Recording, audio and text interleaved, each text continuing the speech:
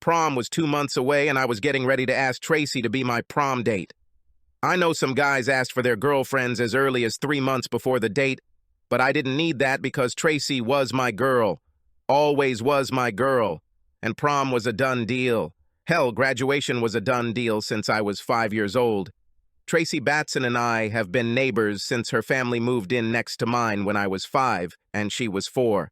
We met a few days after the family moved. I was playing alone in the backyard when I noticed someone running towards me. I got up in time when she reached me, a short-haired blonde girl with green eyes and freckles all over her face. She reached out to me and hugged me tightly. I let her do it. When we uncoupled, she knelt down next to me and started playing with my Tonka trucks. That was all. No fanfare. Best friends forever. Tracy and I didn't play together every day. Sometimes she'd go off to play with the girls, sometimes I'd go off to play with the boys, but most of the time, we'd play with Tracy, me and the others when they showed up. I understood perfectly well that she was a girl, but for some reason, I never looked at her the same way as at other girls. Sometimes other girls had lice. I don't know why, but Tracy didn't have that. We remained best friends through elementary, middle, and high school. While other boys and girls were starting to pair off, Tracy and I were already a couple. Other couples would go on dates, but Tracy and I would just do things together. This wasn't a date. We just did what we've always done. I was 14, and she was 13, when we kissed for the first time, and like everything else for us, it was done easily and without fanfare. We were leaving the evening cinema. I put my arm around her waist, she clung to me, and we kissed. It wasn't anything special for the two of us, although I knew we both felt something electric. After that, we kissed many more times.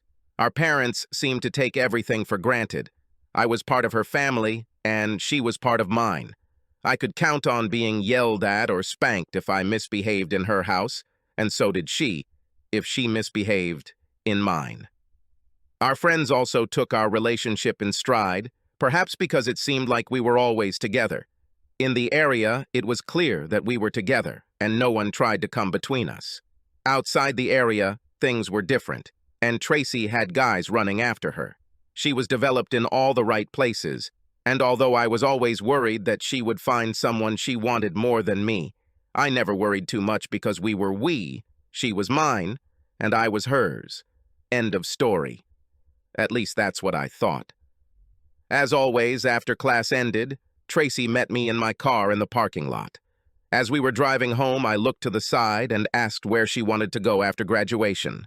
Silence. 5 seconds. 10. 15. This was not good. I pulled over to the side of the road as soon as I could find a free space. When I pulled over, I put the car in park and turned my full attention to Tracy, who had started crying and looked like she had just eaten a bag of lemons.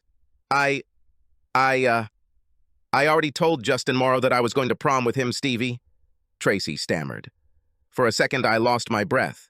I shook my head in disbelief. Then he looked straight into Tracy's eyes. He invited me last month. I thought it would be cool to go with someone else. You know, different guy, different perspective. You know, there's always me and you. What's the big deal? Ha! I thought my head was going to explode. What's going on, Tracy? Another perspective? You're kidding me. She burst into tears. I started to reach out to her to console her, but then common sense hit me over the head. We are we, Tracy. We are we, I shouted. You are my girlfriend. My girlfriend won't go to prom with another guy just for a different perspective. Look, Stevie, I've never dated another guy, and you've never dated another girl. You know you're leaving for college in a few months, and we'll both have to date other people. At least, Tracy, why didn't you wait until I left? That would be kind-hearted at the very least. Tracy mumbled something, sobbing. I wasn't even listening, turning on the program and driving us home. At home, I grumbled for 4 days. I didn't go to Tracy's house, and she didn't come to me. Both parents were not born yesterday. I found out from Joyce that Tracy will be going to the ball with Justin Morrow. Joyce cried as she told me this, Stevie. Would you like to add anything? Mom asked at dinner on the 4th day. Dad raised both eyebrows. My little sister Ellie fidgeted in her seat. Only that you and Joyce can stop making wedding plans for us. We're so sorry, Stevie. Really, it's a pity. You know, if you need to talk, Dad said. Anyone want 2 tickets to prom? I asked, trying to sound as if I was joking. Justin Morrow was more of an acquaintance than a friend. I had no idea if he knew Tracy and I were a couple, but it didn't matter. If Tracy was really mine, she would have told Justin about it instead of consenting. I moped around for a couple of weeks, and then, as I was getting out of the car after school one day, I heard Allison Warnock giggling about something with some of her friends. Allison was Laura Warnock's little sister who lived across the street from me and hung out with a mutual group of friends in the neighborhood. Laura has been my friend for about as long as Tracy has, and was probably Tracy's second best friend after me, at least until 3 weeks ago. Allison was a freshman at our high school, about 6'3", rail thin, with blonde hair, and absolutely adorable. I've known Allison since she was 2, and we've always gotten along great. She was a little eccentric and reckless, and was often my partner when we had chicken fights on the lawn or in the pool, and she sat on my shoulders. She was so light that I could carry her with one hand, which gave me the opportunity to use a free hand to fight, giving our team a clear advantage. Anyway, up until this point, I'd never thought of Allison as anything more than just a skinny, flat-chested sister. But I admit, I've always had a special place for my chicken wrestling partner. Hell, I already had tickets, so I made a somewhat awkward request. I called her away from the twins, another pair of 15-year-olds in our area, and simply asked her to be my date. Her alabaster face turned bright pink, and she lowered her ears to the ground. I knew I had taken her by surprise. Shouldn't you ask my sister if you're not going with Tracy? You have always been one of her closest friends, she said, looking up at my face at the last second. No, I have to ask the girl Warnock who I really want to go with, and that's you, even if there's no chicken fighting at the prom. I'm not asking you to be Tracy's replacement. I'm asking you to be my friend. Can I ask Mom and Dad first? I'd like to go, but until I'm 16, Dad says I have to ask permission. Oh yeah, I don't want Big Ed to be mad at me, I replied. Allison's father, Big Ed, was a 5', 100-pound bear, and no sane person would want him to be mad at him. But as much as I feared Big Ed, I knew that the real strength in the family was Allison's mother, Barbara, who was every bit the Irish Catholic everyone had read about in the legends. God forbid the boy to touch even one of his daughters. Barbara would probably tear off both his ears and scratch out both his eyes. In the evening, the phone rang, but not to me. Barb called directly to the boss. My mother and I heard my mother assure Barb in great detail that I would be a complete gentleman. When my mother gives her word, everything happens that way, which suited me quite well. The next morning, I didn't even have time to get to my locker when Laura was already in front of me and cursing, "What the hell, Stevie? Am I chopped liver? We've been friends forever, spend half the time together, and you ask my little sister to prom? What's happened?" Laura practically screamed at me. I raised my hands in surrender. Until a few weeks ago, I was sure that I was going to prom with Tracy, but apparently I was mistaken, I said. After she, figuratively speaking, gave me a turnaround. A turn.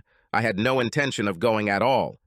Then I finally decided that I would go, but only to have fun, without any attachment. Allison makes me laugh and I want to laugh. We'll go and have some fun, and then I'll finish school and go study. Laura let out a small scream, and then inhaled about half of the oxygen in the hallway while everyone watched us. She stared at me, and then snorted. I looked at everyone who was looking at me, shrugged, and went to my first lesson of the day. I think I've lost 2 friends. Graduation was as good as I could have hoped for. Allison looked stunning in her navy blue dress with her hair styled and her makeup on for the first time. I never had the urge to throw her over my shoulders for a chicken fight, but I definitely did have the urge to pull her close to me for a slow dance, which is what I did. Already at the second dance, she clung to my body, and so we danced until the end of the evening. Yes, I saw Tracy and Justin from a distance several times throughout the evening. Yes, she looked great in a rather body-hugging green dress, and to be fair, Justin looked pretty sharp in a black suit. When I saw them, they seemed to be enjoying themselves. The truth is, I didn't try to pay attention to Tracy and Justin because I really enjoyed spending time with Allison. She was fun and funny and sexy in her skinny chick kind of way. Several times I thought that in the next year or so, she would turn into a real heartbreaker. I almost wished I could stay here to see this prediction come true. We went to a very brunch at a local IHOP with a few other couples. Then I drove us home. I parked in front of my house and walked her across the street to the porch. Then I plucked up my courage and kissed her goodnight, with a little bit of tongue before she hugged me tighter and ran her tongue over mine. After that, we did it a second time until I heard a stir outside the Warnock's door and decided I should take the hint and walk home. The following Saturday morning after prom, Tracy walked into my house, as she had done for years until 2 months ago. Mom and I looked at each other in surprise as Tracy walked over to the couch in the family room and moved closer to me. She sat silently for about a minute while we watched Premier League football and then whispered in my ear that we should talk on the back patio. I protested, but caught the look on Mom's face and knew I had to follow Tracy outside. "Don't you think this has been going on long enough, Stevie? It's been a week since graduation ended and you still haven't talked to me? As I already told you, it was a one-time thing. I dated someone else, and so did you, although I must say, you surprised me with your choice. You definitely didn't make Laura happy." "I wasn't trying to make Laura happy. I was trying to make myself happy," I grumbled. "Okay, you've made yourself happy, I think, but now it's time to get back to normal life. I'm back, I'm yours, and you're mine. At least until the next time you decide to take a break from me," I interrupted. Tracy looked confused. "I can't say I didn't like prom, but I'm done with it." "We're back to being ourselves, Stevie," she said. "No, Tracy, we will never be us again," I said. "You're done with us forever." "Don't be like that, Stevie," Tracy replied, holding back tears. I got up from the chair, went into the house, took the car keys, and drove away. An hour later, after Tracy gave up and went home, my mom texted me. "I met with Allison several times over the summer before I left for college. We always had fun, but we were both realistic. I had 4 years of college ahead of me, and she had 3 years of high school. We agreed that it was best for us to go our separate ways, although we didn't rule out casual dates in the summer when I was home. A little after New Year's, Tracy called me from school. It was her senior year and prom. She called to let me know that she was making amends for ruining my prom and that I could ask her to prom this year. "This is a generous offer," I told her, "but I'm just not ready for it." I suggested that Justin might be available. Since they had a good time last year, maybe they should do it again. She quietly hung up. In the summer, when I was at home, Tracy sometimes came to me and made pitches that we should get back together. She even hinted to both my parents that she and I should get back together. It also explains why I had to endure an hour-long lecture from her mother about how good we were together and how I shouldn't see the forest for the trees. Of course, because of the whole story with Tracy's mom, I was polite, but I still couldn't give her an answer that would make her happy. For his part, Tracy's father couldn't look me in the eye. I think he agreed with my position but did not want to say it out loud. I knew Allison had had her share of dates after all. She was turning into a true, stunning beauty when she finally got in shape and had small but perky breasts. I went on dates too because I'm a pretty decent guy with a healthy sex drive. I kept track of Allison enough to know that halfway through her senior year she didn't have a steady boyfriend, so while I was home for Christmas, I asked her if she wanted me to go to prom with her. She smiled widely and said, "Yes. 3 years has matured Allison's body and mind, but even though she's grown into a real hot babe, she's never let her beauty overshadow her fun-loving personality. We had a great time at prom, and an even better time afterwards when we first got to know each other better." Hoping for this outcome, I booked a hotel room, but I wasn't going to push Allison into it. We started the evening as great friends, and just like 3 years ago, Allison pressed her body against mine every time we hit the dance floor. Her lips tasted amazing, and we spent a lot of time kissing. Towards the end of the evening, I asked if she wanted to have some more fun with her friends or if she wanted to go to the hotel with me. She didn't seem surprised or upset that I'd booked a room for us. In my room, I had a bottle of champagne and a container of strawberries. We took our time in bed, kissed, joked, laughed, and talked. I don't know how long we did this until we found ourselves in front of the bed, where I carefully began to remove her burgundy silk and lace dress. As I slowly stripped her down to her burgundy bra and panties, she looked nothing like the skinny tomboy I remember it as a 12-year-old. We both stripped my clothes down to my panties before I turned my attention back to her. I slowly began to explore and caress her body. Since Allison was a normal child, I assumed she wasn't a virgin, but I didn't think she had much experience with sex, and it only took a few minutes for me to be convinced I was right. Covering her entire body with kisses and bringing her to climax 3 times with his caresses. But I didn't stop continued work on Allison, bringing it even to 6 climaxes before slowly creeping up her body. We started out slow and gentle, kissing as we went, and then gradually picked up speed. After about 10 minutes, she started making inarticulate sounds again, and had one final orgasm. After another 10 minutes, I came like a freight train and kissed her afterwards. We started out slow and gentle, kissing as we went, and then gradually picked up speed. After about 10 minutes, she began making inarticulate sounds again and experienced her final climax. After another 10 minutes, I also came to the finish line and kissed her after that. We snuggled quietly together for a while before we started talking and laughing again. We got dressed and left, and I got Allison home by 1:45 a.m., 15 minutes ahead of Big Ed's appointment for the night. Allison and I were together for the summer after she graduated, but we went our separate ways again when she left for her junior year of college in Iowa, and I left for my senior year of college in Indiana. We emailed occasionally, and although we remained great friends, we both knew we were moving in different directions. I was graduating from college in May, and she had 3 more years of school ahead of her.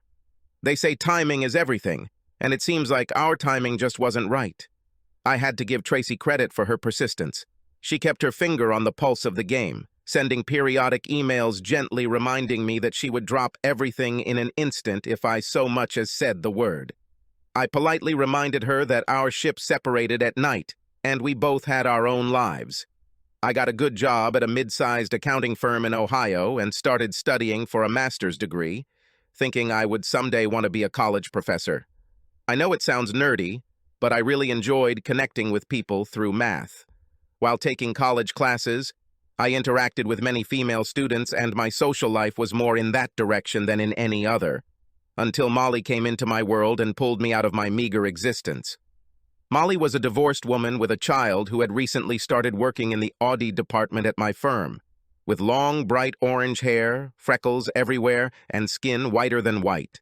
She also had large breasts and captivating green eyes, which I did not notice until one day during a birthday party in the office break room when she spilled hot coffee on my shirt. Everyone knows what I'm talking about. Coffee and cake for a colleague in the break room. Apparently, she had taken her cake a little before me, but as she turned to walk away from the table, the square of cake she had just taken flew off her plate, and in an attempt to stop it, she jerked her left hand to the side, creating a splatter that hit on my chest. It hurt like hell. That's what I remember. But when I raised my head, I got lost in those green eyes, and suddenly I couldn't feel the pain anymore. It wasn't until another employee rushed towards me with paper towels and started dabbing that I felt the touch again and cried out in pain. Molly immediately began to apologize, and I went to the toilet. An hour later, those mesmerizing green eyes showed up in my office with another piece of cake, and 5 minutes later I had a date for the following Friday evening. I have to admit, I was shocked when I rang Molly's doorbell on Friday night, and it was answered by a teenager with red hair. He had to be at least 16 years old, which meant Molly was probably older than I thought. It's not that her age put me off, but I was surprised when she admitted that she was 42. She later said that she had been married for 16 years and divorced for 4 years. She looked gorgeous in what I would call mom's version of the infamous little black dress, as it came a couple of inches above her knees and showed just a hint of her large breasts. I tried not to be too conspicuous because I knew her son was watching me. Perhaps because Molly was raising a teenager, she seemed, despite her age, to be very well versed in the world of youth. It took me about 5 minutes to come to terms with it all, but after that, it felt just like every other date I'd ever been on. We enjoyed a delicious meal and then went to a concert organized by the local Philharmonic. Not the wildest date I've ever been on, but good enough that I knew I wanted to try again. Maybe it had something to do with her age, but I was a little shy about making a sexual move towards Molly.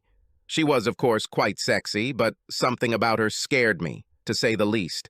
However, she clearly noticed that something was wrong, and on our 6th date, she broached the subject. We had a bourbon and barbecue night, and then went to a country western dance club for some dancing. Neither of us had ever danced before, but we had a great time learning from the veterans at the club. I held on to Molly all night, and knew she was picking up on the vibrations of the night. But I was again wondering how I should start when Molly put her hands behind my head and pulled me in for a heated kiss. Her body was pressed against mine, and I know she felt my arousal growing. "I know you're worried about my age, Stevie, but I'm not going to break the buzz. We must end this night horizontally," Molly whispered. An embarrassed smile spread across my face from ear to ear. I took her hand and led her out of the club. 10 minutes after we got to my apartment, I began to caress and please her. Molly may have been the oldest woman I've ever slept with, but she was incredibly energetic and knew how to use her experience. "Ah, fuck, Stevie! Ah!" she screamed during her first climax. Thus, I gave her several climaxes, and then we tried more than one position throughout the evening and night, and every time it was amazing. About a year later, a wedding invitation came in the mail and brought me to a screeching halt. It turned out that Allison had graduated from college about a year earlier and was getting married to the man she had dated in her senior year. We stopped texting and I lost track of her. She now lived in Illinois, but the wedding was to take place in New York, where her parents still lived. I took Molly with me and explained how everyone fit into this neighborhood celebration, because that's exactly what it really was. My parents were there, Big Ed, Barb, and Laura, Tracy and her parents. Drew Goldstein seemed like a nice enough guy, but it took a lot of internal reflection for me to be happy for Allison. I never got over my feelings for her, but it just wasn't meant to be. Shit happens. You have to move on with your life. However, I probably didn't make either Allison or Drew happy when she first introduced him to me a couple days before the wedding. We had such a history, and I was probably as close to the older brother as she was to accept me as one. "I'm very happy for you, Drew, but listen to me, and listen carefully," I said sharply, keeping a smile on my face. "If you hurt her, I'll break your nose. Understood?" Both Allison and Drew seemed slightly taken aback by my statement. Drew was smart enough to nod in understanding as I shook his hand. Laura later said that Big Ed approved of my threat. Tracy had apparently finally forgotten about me. She showed up with her husband in tow and a pregnant belly. He looked like he was straight out of a 60s biker movie, and neither Joyce nor Tim Batson looked very pleased. Tracy and I didn't talk much all weekend, but when we did, we were polite.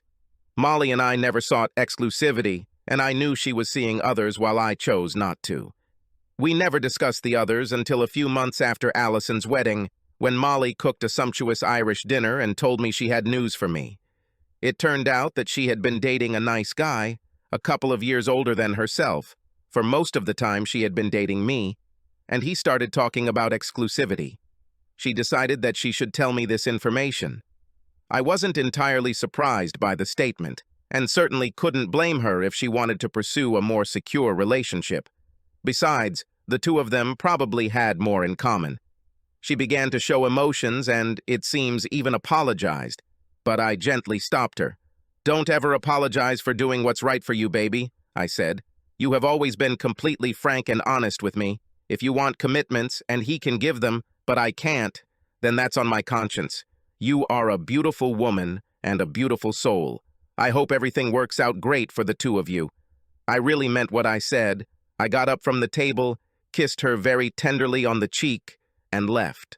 In a conversation about 5 years later, my mother broke the somewhat sad news of Allison's divorce.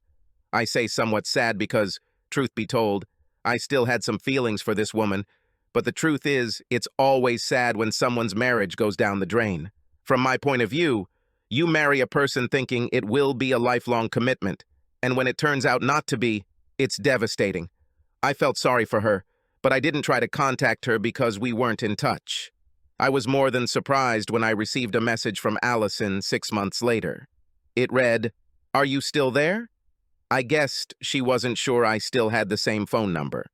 I was very surprised to see who the message was from, but I didn't respond to it for about 3 days. In the end, I answered with no meaning. Yes, 3 more days passed before I received a call one evening. "Do you have a few minutes for an old friend?" she asked. "I really need to spend some time with a non-relative or friend who is trying to cheer me up. I know we haven't interacted much over the years, but you've always been honest with me and made me laugh. It's been a long time since I've enjoyed a good laugh. Not being a beautiful woman, I didn't understand how difficult it was for Allison in the years following our separation. In college and after, she was always choosing a date. She was invited to all sorts of events and social outings, and it must have been exhausting. When she married Drew, the handsome son of a prominent Illinois financier, the good times seemed to last forever, as they both got good jobs with his father's company and enjoyed a very comfortable life in a new home in the Chicago suburbs.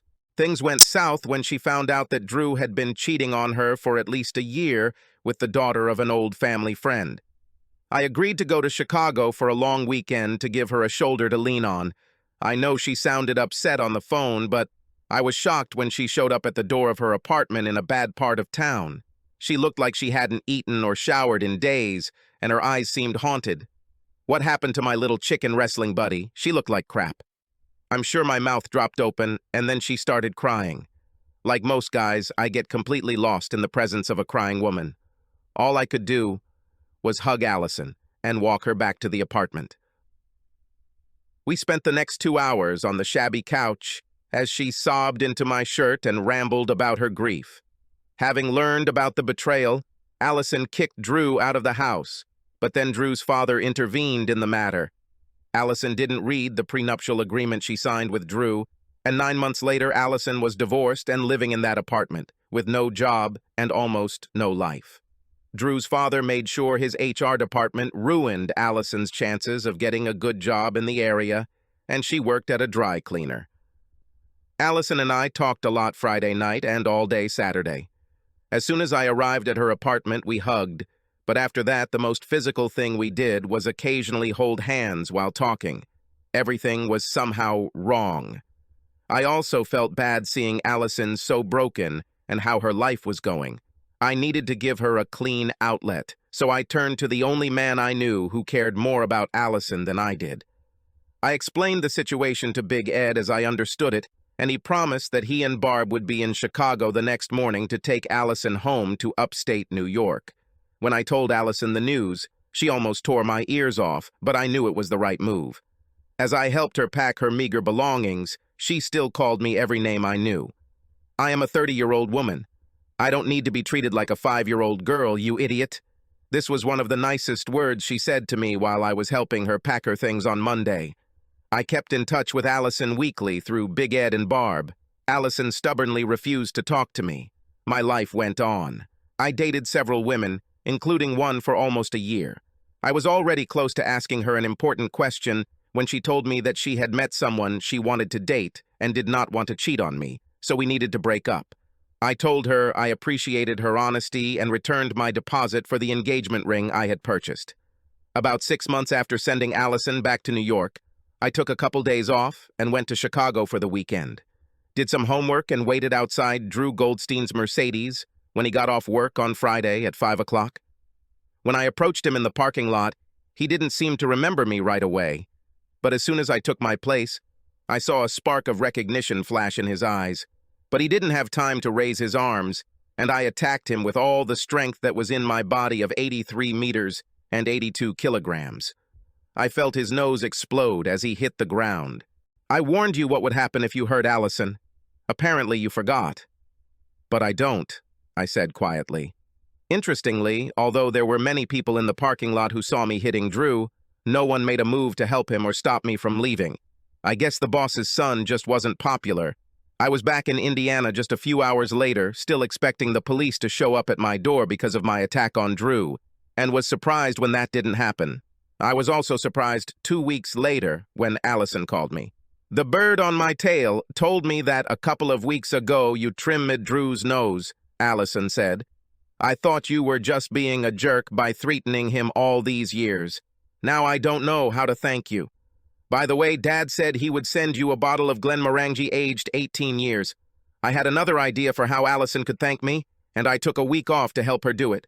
We spent most of that week together, and by the time I left to return to Indiana, we had become a long-distance, monogamous couple. We lived long distance for about 6 months, after which she came to live with me in Indiana. Big Ed and Barb weren't entirely on board with these terms, but given our history, they cut us some slack. However, this only lasted about a year, as within 2 months, Allison accepted my marriage proposal, and 10 months after that, we got married. I love irony. So, we got married exactly 17 years after our first date, my graduation. It may have taken us a long time to be together, but as they say, good things are worth waiting for. Allison and I just celebrated our 30th anniversary at a party thrown by our children, Eddie and Rosalie, and their spouses. It wasn't always perfect, but it was as close as I probably deserved. By the way, we get a Christmas card from Tracy every year. She has a 4th husband and 4 children. Although I didn't know it at the time, someone upstairs was keeping an eye on me. Subscribe to our channel so that your second chaff doesn't cheat on you, and go ahead and listen to the next story, because this story is nothing compared to the next one. If you're under 18, don't even think about listening to the next one.